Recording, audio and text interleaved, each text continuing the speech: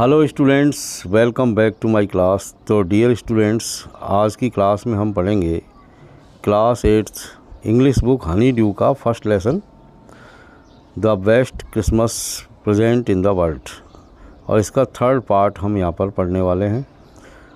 तो आइए शुरू करते हैं इस पार्ट को। I folded the letter again and slipped it carefully back into its envelope. Envelope मतलब लिफाफा, फोल्ड का मतलब तह करना। I folded the letter again, मैंने पत्र को दोबारा से तह किया यानी उसकी घड़ी घाली। एंड स्लिप्ड इट केयरफुली, और बड़ी केयरफुली यानी सावधानी के साथ स्लिप कर दिया इसको बैक इनटू इट्स एनवेलप, उसके लिफाफे में वापस। कहने का मतलब मैंने पत्र को दोबारा से फोल्ड किया और उसको बड़ी केयरफुली जो है उसके एनवेलप में यानी लिफाफे में दोबारा से रख दिया। I kept awake all night, kept awake यानी जागता रहा, ऑल नाइट सारी रात, यानी I kept awake all night यानी मैं सारी रात जागता रहा। बाय मॉर्निंग, और सुबह तक, I knew what I had to do, और सुबह तक मुझको ये पता चल गया कि मुझे अब क्या करना था। I drove into Bridport just a few miles away, यानी मैं गाड़ी चलाता हुआ ब्रिडपोर्ट गया। ब्रिडपोर्ट एक नेम है किसी सिटी का इंग्लैंड में, तो मैं इंग्लैंड के शहर ब्रिडपोर्ट तक गाड़ी चला के गया। Just a few miles away, जो कुछ ही मील दूर था। I asked a boy walking his dog where Copper Beeches was, यानी जहाँ कॉपर बीच था और वहाँ एक लड़का जो कि अपने कुत्ते को, डॉग को वॉक करवा रहा था यानी घुमा रहा था। तो मैंने उससे पूछा house number 12 turned out to be nothing but a burned out shell, और जब मैंने उससे पूछा तो उसने मुझे बता दिया, यानी मैं कहाँ जाने वाला था। तो मैं जाने वाला था हाउस नंबर 12। तो हाउस नंबर 12 पर जब मैं पहुँचा तो मैंने वहाँ देखा कि वो हाउस नहीं था, बल्कि कहने का मतलब पूरी तरह से जल गया था, जल कर के एक झोंपड़ी जैसा लग रहा था। The roof gaping the windows boarded up, उसकी जो रूफ थी यानी मकान की जो छत थी वो जगह जगह से खुल गई थी और खिड़कियां भी उधड़ गई थी। I knocked at the house next door and asked it if anyone knew the whereabouts of a Mrs McPherson. तो मैंने क्या किया, मैं नेक्स्ट डोर यानी एक अगले यानी पड़ोसी के मकान पर गया, हाउस नेक्स्ट डोर पर गया, और मैंने वहाँ जा कर के उसे खटखटाया, नॉक किया उसके दरवाजे को, और उसे मिसेज मैकफर्सन के बारे में पूछा कि आजकल मिसेज मैकफर्सन का वेयर अबाउट क्या है, यानी वो कहाँ रहती है, ये मैंने जानकारी मांगी। Oh yes said the old man in his slippers, he knew her well. तब एक वृद्ध व्यक्ति जो स्लीपर्स पहने हुए था वह उसे अच्छी तरह जानता था। उसने कहा कि यस, ओ यस, हाँ मैं जानता हूँ। A lovely old lady, he told me, a bit muddle headed but at her age she was entitled to be. तो उसने बताया कि हाँ मैं उसे अच्छी तरह जानता हूँ, बहुत ही सुंदर वृद्ध महिला है। उसने बताया कि लेकिन वो थोड़ी सी ए बिट मडल हेडेड है, यानी थोड़ी सी अस्थिर दिमाग वाली है, और ऐसा हो जाता है इस उम्र के लोगों के साथ।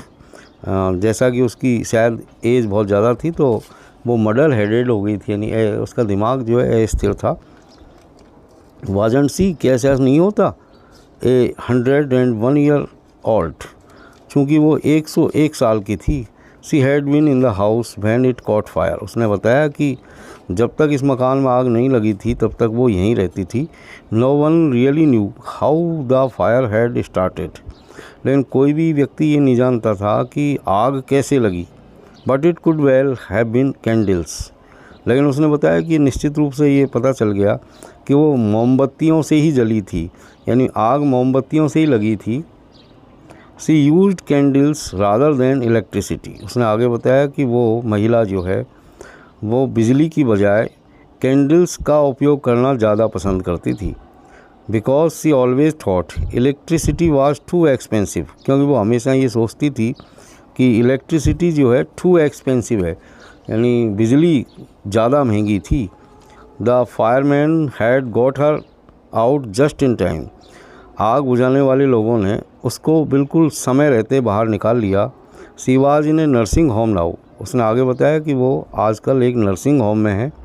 ही told me Burlington House on the Dorchester Road on the other side of the town. उसने बताया आगे कि वो बर्लिंगटन हाउस के अंदर है जो कि डॉरचेस्टर रोड पर स्थित है, on the other side of the town, और शहर के दूसरी तरफ है। तो प्यारे बच्चों, यहाँ पर ये इसके कुछ कंप्रहेंशन चेक है। जैसे फर्स्ट वाला क्वेश्चन है, why did the author go to Bridport. Author यानी लेखक, यानी इस पाठ का जो लेखक है वो ब्रिडपोर्ट क्यों गया। पहला क्वेश्चन क्यों गया, तो आपको पता है कि वो उस लेटर को डिलीवर करने गया था जो उसे मिला था, यानी एक जो उसको ब्लैक टिन बॉक्स मिला था उसको वो देने के लिए, मिसेज जिम मैकफर्सन को देने के लिए वो गया था। अब ये सेकंड वाला है, how old was Mrs McPherson now. अब मैकफर्सन की उम्र क्या है, तो इसमें आया 101 year old. Where was she, अब वो कहाँ है, तो वो एक नर्सिंग होम में है। I found Burlington House nursing home easily enough, यानी मैंने बड़ी आसानी के साथ जो है मुझे बर्लिंगटन हाउस नर्सिंग होम मिल गया था। There were paper chains up in the hallway and a lighted Christmas tree stood in the corner with a lopsided angel on top। जब मैं नर्सिंग होम में पहुंचा तो मैंने क्या देखा, यानी ऑथर बता रहा है कि जब मैं नर्सिंग होम में पहुंचा तो मैंने देखा कि there were paper chains up in the hallway में ऊपर जो है कागज़ की चेन्स यानी कागज़ की झालरें जो है लगी हुई थी। And A lighted Christmas tree stood in the corner, और वहाँ एक कॉर्नर में क्रिसमस ट्री लगा हुआ था जिसमें रोशनी हो रही थी। With A lop sided angel on top, और उसके टॉप पर यानी उस क्रिसमस ट्री के टॉप पर यानी उसके ऊपरी सिरे पर एक लॉप साइडेड एंजल लगा हुआ था, यानी एक तरफ झुका हुआ देवदूत लगा हुआ था। I said I was a friend come to visit Mrs McPherson to bring her a Christmas present. वहाँ जा कर के मैंने ये बताया कि मैं मिसेज मैकफर्सन से मिलने आया हूँ और मैं उनके लिए क्रिसमस की प्रेजेंट लाया हूँ और मैं उनका एक फ्रेंड हूँ। I could see through into the dining room where everyone was wearing a paper hat and singing. मैं डाइनिंग रूम में से देख सकता था कि हर कोई व्यक्ति जो है जो भी वहाँ था वो वियरिंग ए पेपर हैट्स, यानी उनमें जितने भी लोग वहाँ थे वो सब ने पेपर हैट पहन रखे थे और सभी लोग जो है गीत गा रहे थे। The matron had a hat on too, matron ने भी अपने सिर के ऊपर पेपर हैट पहन रखा था। And seemed happy enough to see me, और मुझे देख करके वो काफ़ी अच्छी खुश हुई, यानी बहुत ज़्यादा मुझे देख करके प्रसन्न हुई। सी इवन ऑफर्ड मी ए माइंस पाई, यहाँ तक कि उसने मुझे माइंस पाई जो है खाने के लिए ऑफ़र किया। माइंस पाई क्या होता है, जैसे एक समोसा जिसमें मसाला भरा हुआ होता है उसे कहते हैं mince pies. She walked me along the corridor, corridor में मुझे मेरे साथ वो चलती रही, यानी वो कॉरिडोर में होकर के मुझे लेके गई। Mrs McPherson is not in with the others she told me, उसने मुझे बताया कि मिसेज मैकफर्सन यहाँ दूसरे लोगों के साथ नहीं है। She is rather confused today, आज के दिन वो कुछ ज़्यादा ही कन्फ्यूज्ड है। So we thought it best if she had a good rest, इसलिए हम लोगों ने ये सोचा कि ये उसके लिए बहुत अच्छा रहेगा कि उसे कुछ आराम मिले, यानी वो थोड़ा आराम कर ले, ये उसके लिए ज़्यादा अच्छा रहेगा। She has no family, you know, तुम जानते हो कि उसका कोई फैमिली नहीं है, कोई परिवार नहीं है। नो वन विजिट्स, और कोई भी उससे मिलने नहीं आता। So I am sure she will be only too pleased to see you, इसलिए मुझे पूरा भरोसा है कि she will be only too pleased to see you, यानी वो तुमको देख करके बहुत ज़्यादा खुश होगी, बहुत ज़्यादा प्रसन्न होगी। She took me into a conservatory with wicker chairs and potted plants all around and left me, वो मुझे एक कंजर्वेटरी में लेकर के गई जहाँ उस कंजर्वेटरी में जो है वीकर चेयर्स पड़ी हुई थी, यानी बेंत की बनी हुई कुर्सियाँ वहाँ पर थी, और चारों तरफ जो है गमले में फूल लगे हुए थे, यानी गमलों में लगने वाले फूल पौधे जो है वहाँ पर थे, यानी पॉटेड प्लांट्स थे ऑल अराउंड। और वहाँ जा कर के उसने मुझे छोड़ दिया। पॉटेड प्लांट्स थे। The old lady was sitting in a wheel chair. वृद्ध महिला वहाँ व्हील चेयर पर बैठी हुई थी। हर हैंड्स फोल्डेड इन हर लैप। और उसने अपने हाथों को फोल्ड करके अपनी गोदी में रख रखा था, लैप में। She had silver white hair pinned into a wispy one. यानी पतली चोटियों के रूप में उसने अपने सफ़ेद, चांदी जैसे सफ़ेद बालों को पिन लगा करके छोड़ रखा था। She was gazing out at the garden. वो गार्डन की तरफ देख रही थी। Hello I said. मैंने कहा hello. She turned and looked up at me. वह घूमी और उसने सिर उठा करके मेरी तरफ देखा, वैकेंटली, सूनी निगाहों से, खाली निगाहों से, क्योंकि वो मुझे पहचानती नहीं थी।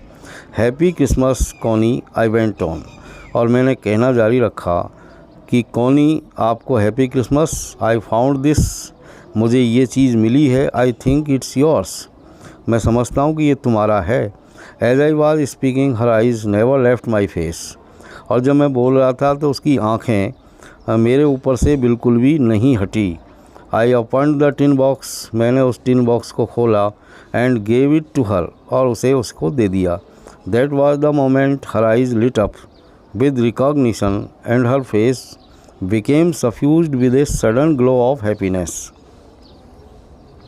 और ये वो क्षण था, ये वो मोमेंट था जब उसकी आईज जो है वो लिटअप हो गई, यानी आँखों में चमक आ गई, पहचान की, रिकॉग्निशन यानी उसने उस टिन बॉक्स को पहचान लिया और उसकी आंखें चमक उठी उसे देख करके। और उसका जो फेस था, वो जो चेहरा था, वो अचानक से ग्लो ऑफ हैप्पीनेस से जो है, यानी ग्लो ऑफ हैप्पीनेस यानी खुशी का जो ग्लो होता है, ग्लो यानी जो चमक होती है, वो उसके चेहरे पर दिखाई दी। I explained about the desk, about how I had found it. मैंने उसे उस डेस्क के बारे में बताया और मैंने ये भी बताया कि मुझे ये टिन बॉक्स कैसे मिला। But I don't think she was listening. लेकिन मैं नहीं समझता कि मैं जो कुछ भी उसे बता रहा था उसे वो सुन रही थी, यानी वो मैं जो कुछ बता रहा था वो बिल्कुल भी नहीं सुन रही थी। For a while she said nothing. एक क्षण के लिए तो उसने कुछ भी नहीं कहा। But stroke the letter tenderly with her finger tips. उसने अपनी उंगलियों के सिरों से हल्के से उस लेटर को थपथपाया, स्ट्रोक किया। Suddenly she reached out and took my hand. अचानक से वो आगे बढ़ी और उसने मेरे हाथ को पकड़ लिया, हाथ को अपने हाथों में ले लिया। Her eyes were filled with tears. उसकी आंखें आंसुओं से भर गई। You told me you had come home by Christmas dearest, she said. उसने कहा कि डियरेस्ट, तुमने मुझे कहा था कि तुम क्रिसमस तक घर आ जाओगे, एंड हियर यू आर, और देखो तुम यहाँ आ गए। The best Christmas present in the world, यानी दुनिया के सबसे अच्छे क्रिसमस प्रेजेंट के साथ। Come closer Jim dear, sit down. और नज़दीक आ जाओ जिम डियर, और बैठ जाओ। I sat down beside her. मैं उसके बगल में बैठ गया। And she kissed my cheek. और उसने मेरे गालों को चूमा। I read your letter so often Jim, every day. Jim, मैं तुम्हारे पत्र को कई बार पढ़ती हूँ, हर रोज़, प्राय पढ़ती रहती हूँ हर रोज़। I wanted to hear your voice in my head. मैं चाहती हूँ कि तुम्हारी आवाज़ जो है मेरे दिमाग में सुनाई दे। It always made me feel you were with me. इससे मुझे हमेशा ही ये फील होता है कि तुम मेरे साथ हो।